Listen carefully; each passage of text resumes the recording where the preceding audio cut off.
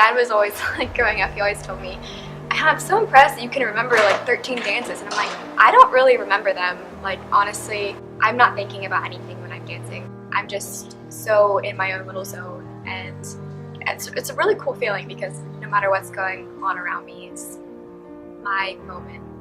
I think one of the biggest things that inspires me to dance is not only that spirit of growth, so you can see yourself going from like, oh, I can do like a few things, to seeing those things become better or learning new things based on those, but also being able to connect with other people and having such a wonderful outlet that is passion filled, that is freeing, that is a creativity outlet to share with other people and have them have the same experience. You grew and developed with not the same group of people, but majority the same group of people for 4 years, for me at least.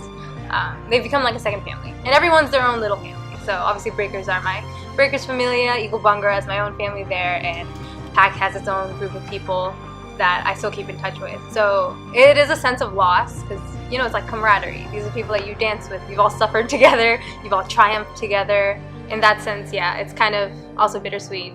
My mom, I learned that she actually danced as a young, when she was like my age. And I just thought, wow, she kind of passed that on to me.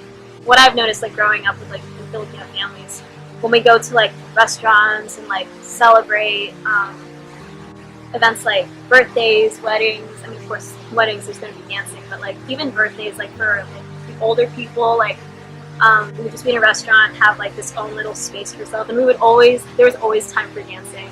The Indian culture is a dancing culture. The dancing I do, though, is not just limited to Bollywood. I also break dance, which goes along with hip-hop dancing, dabbled in contemporary modern, stuff like that. So the fact that I have Western influences that kind of collide with the Eastern ones definitely have conflict, and my parents don't really understand that. Slash the culture doesn't really understand that. They'll just think I'm more Americanized in that sense. So it was a battle with like self-identity in that sense.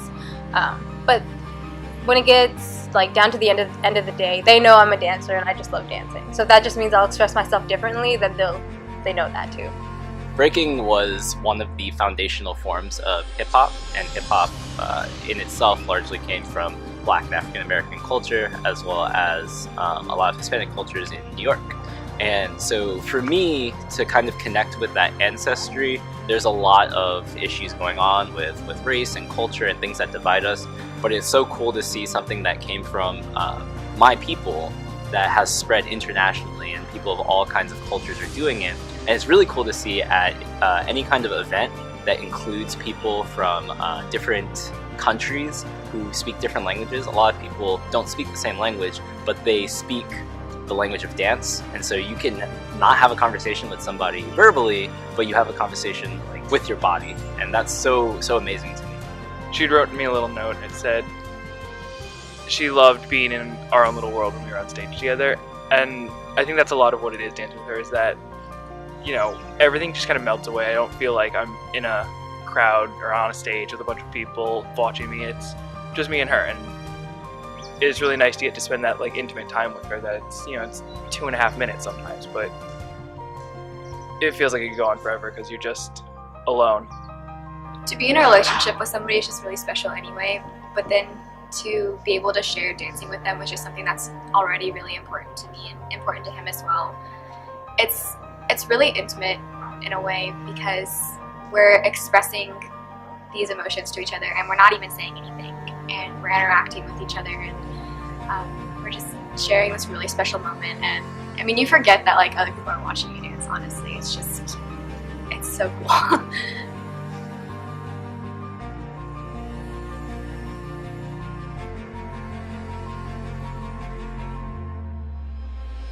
Dancing is my release. It's the best way for me to release whatever emotion I have, even though I'm still struggling with kind of how to portray certain emotions.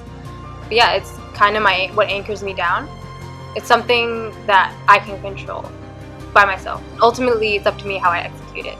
So I think it's always been there as a form of release or just a sense of comfort.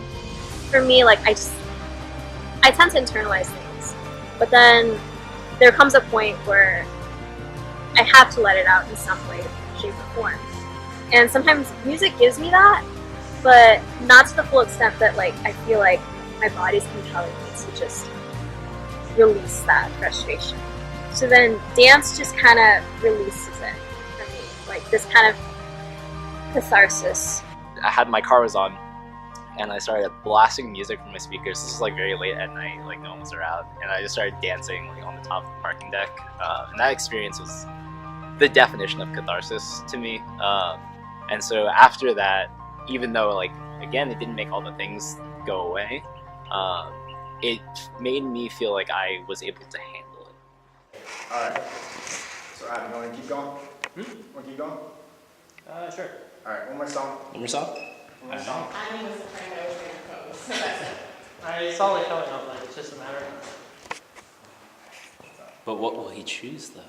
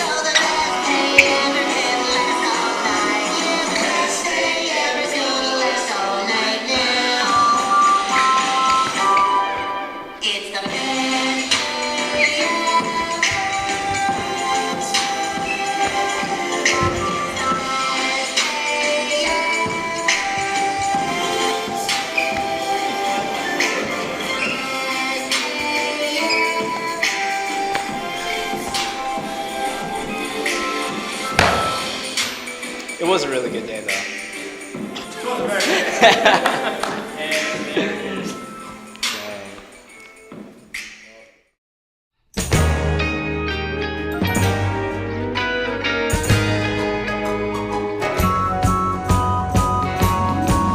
Mr. Sun came up and he smiled at me. Said it's gonna be a good one, just wait and see.